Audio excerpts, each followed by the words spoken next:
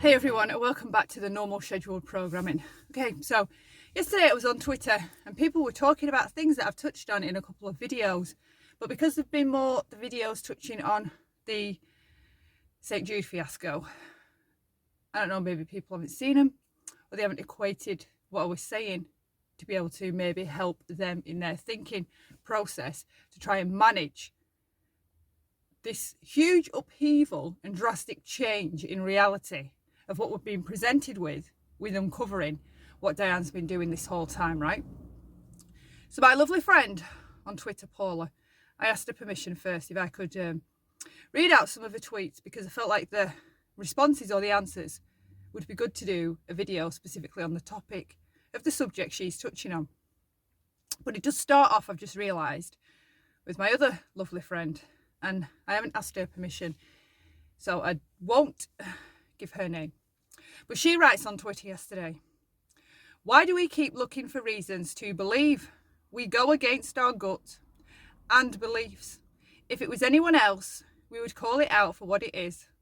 Why are we blind to certain truths?" And then my other friend Paula comments, "I'd honestly love to know the answer to that. I feel ridiculous. I know she did terrible, terrible things, but I keep telling myself, maybe it's all been a big mistake, or maybe she'll just show the receipts and everything will be fine. It's like my mind is being torn in half." Ugh, right? And it was the last sentence that caught me. It's like my mind is being torn in half. That's awful to feel like that. I know what that feels like. Now, for me, she's describing, this is only my interpretation, my opinion, allegedly. I encourage you all to do your own research at all times about anything I discuss on here. Look into things, have your own questions, have your own interpretation. You're allowed to be you, right? And think how you think. You don't have to adopt the way I think, ever, all right? So, and then another friend commented underneath, "I go from what you said to the opposite end, that everything she said about her life is a lie, back to what you've said." And then Paula comments again and she says, "Same here, back and forth, it's exhausting. I was just a nobody sub." Well, nobody's just a nobody sub, but I get what she's saying. "Who rarely, if ever, was acknowledged by Diane. But for some asinine reason, I feel like Diane broke up with me. I need Sonia in the worst way," right? And that's the only bit I saw. I thought it was kind of a joking thread at first, but then as I started reading it, I understood that it was more serious, right? These people's minds are literally being torn apart, trying to fit all these pieces together. Now, for me, what Paul is describing is cognitive dissonance. And then in the same way, the person that starts the thread, whose permission I haven't asked for, that's why I don't want to name her, she questions, why are we blind to certain truths, right?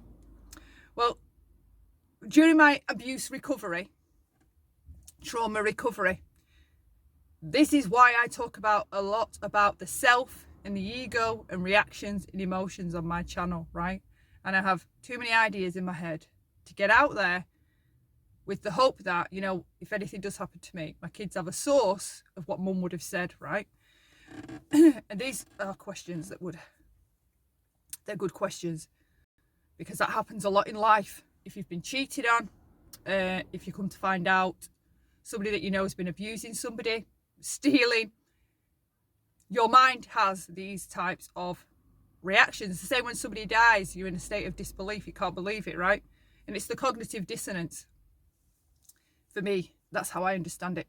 So when Paula says it's exhausting, the back and forth,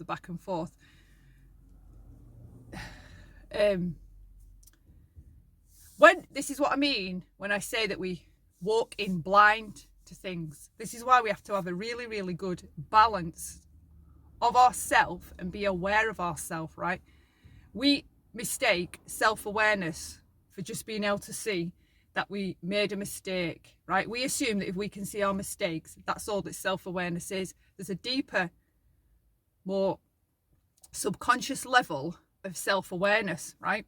And it goes deeper into why you feel the way you feel and understanding the way you feel, right? Without blaming or making anybody else responsible for it. So for me, when she's saying the back and forth, and it's exhausting, how I'm understanding it, and I'm open to being wrong, I'm open to being incorrect, right? Paula possibly has had an idea of what Diane's presented herself as, right? Which was a wealthy, classy, well-to-do, a bit hoity-toity businesswoman, right? Who has resources at her disposal and is, considers herself a step up from the rest of us. Anyway, right? So Paula has this idea of Diane.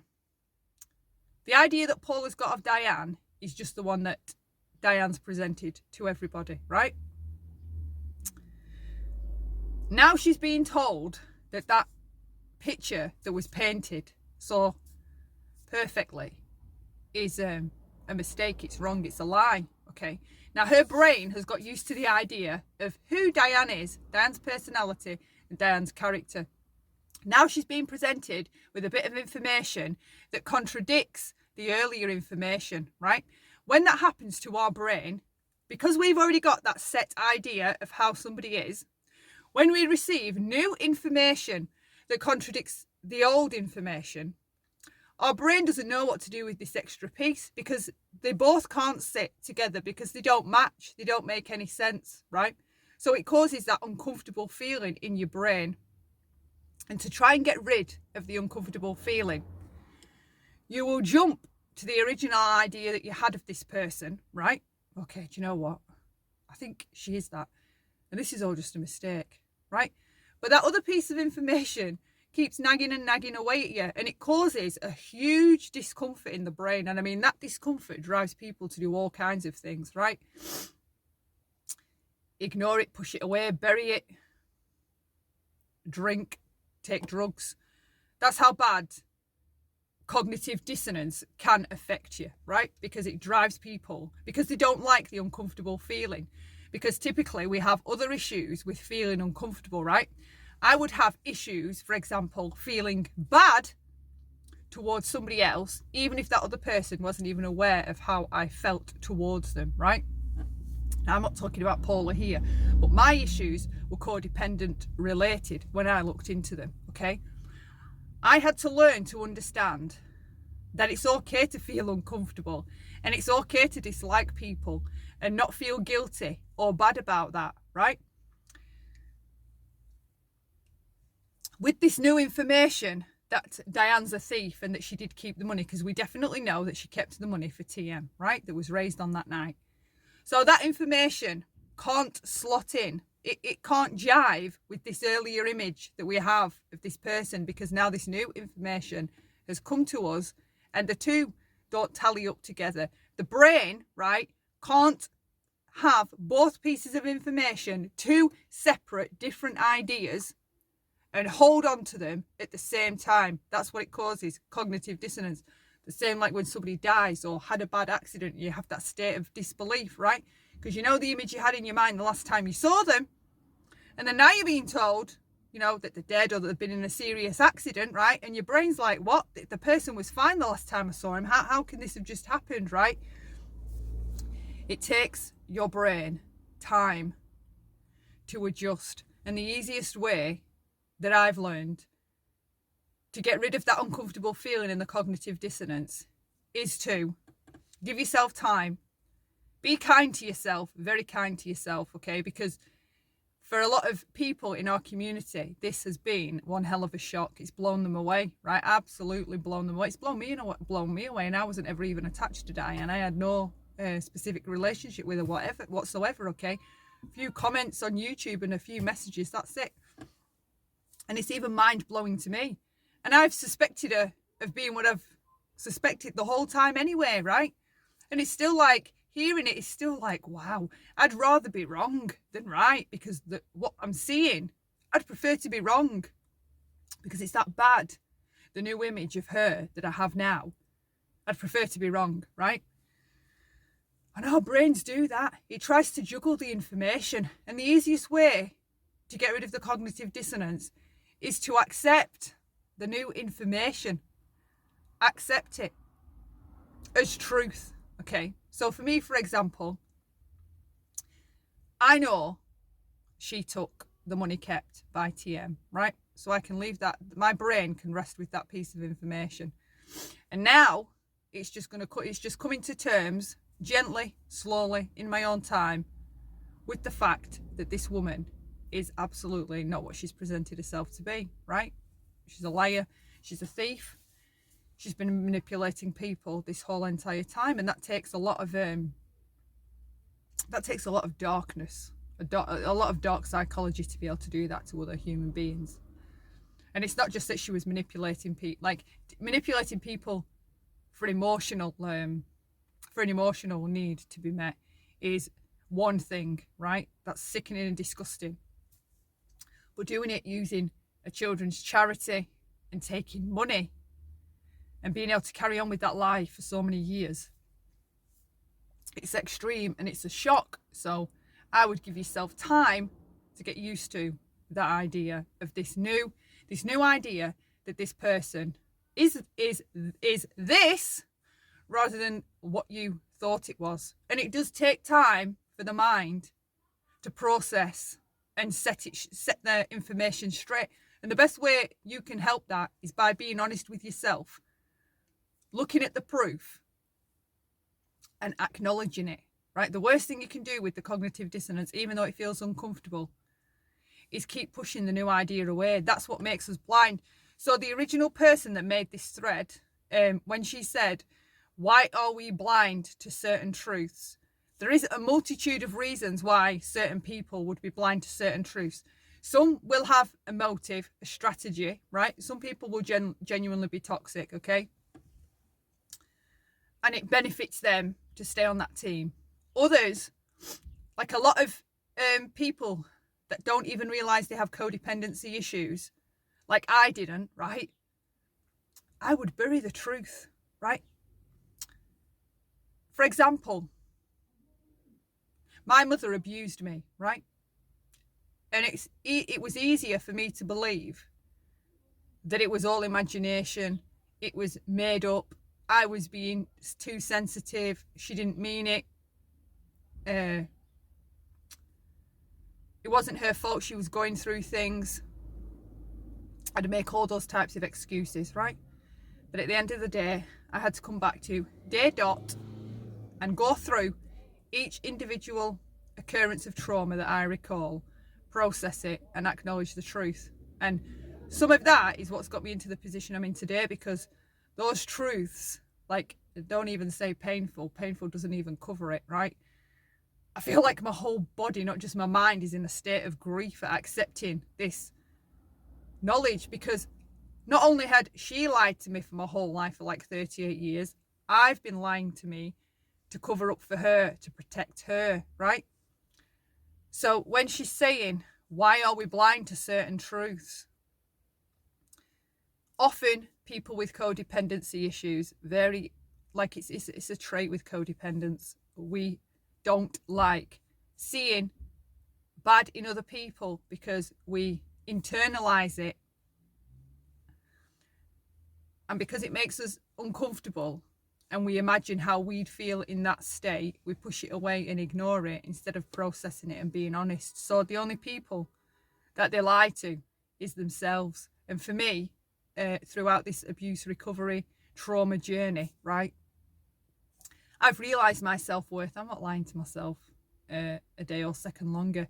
I'd rather have the cold hard truth than sweet lies, because coming to the realisation of 38 years of gaslighting, right, that takes its toll on someone. That really messes with your head. So for me, yeah, I'm sensitive to indiscrepancies of this kind.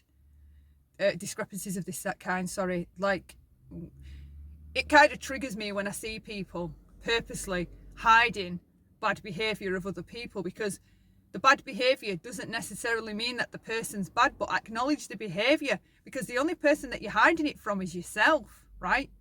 You're not doing anything else, and you might think that you're doing it out of the goodness of your heart or because you're a good person.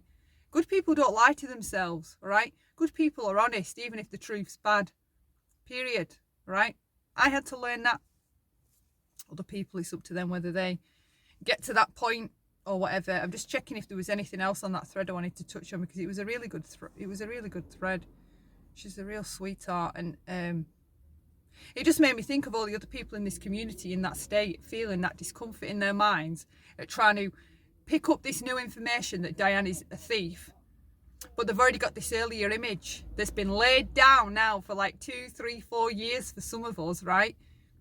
This idea that she's this type of person. And then you're being told, actually, no, after you've believed that for 4 years, actually, no, she's not like that. She's the total opposite, okay? She's a scammer, she's a thief, she's a liar, she's dishonest, she has no integrity, right? She has no conscience, no remorse. She doesn't even feel bad about what she's done. I mean, like, you have to give yourself some time. That's a huge new idea for your brain to process and accept as the truth. So it does take time. The uncomfortable feeling, the best thing you can do with the uncomfortable feeling, for me, and this is only my advice, is listen to it, okay? And if it's genuine, which for me, in my position, this is how I see it. I heard Diane say from her own mouth that yes, she kept the money from the night that TM was striked, right? So when it starts nagging away at me, like, oh my God, can you believe this about Diane? Surely it can't be true. Like, what the hell? This is big, right? And then that other piece of information, you know that she stole. You heard her admit it.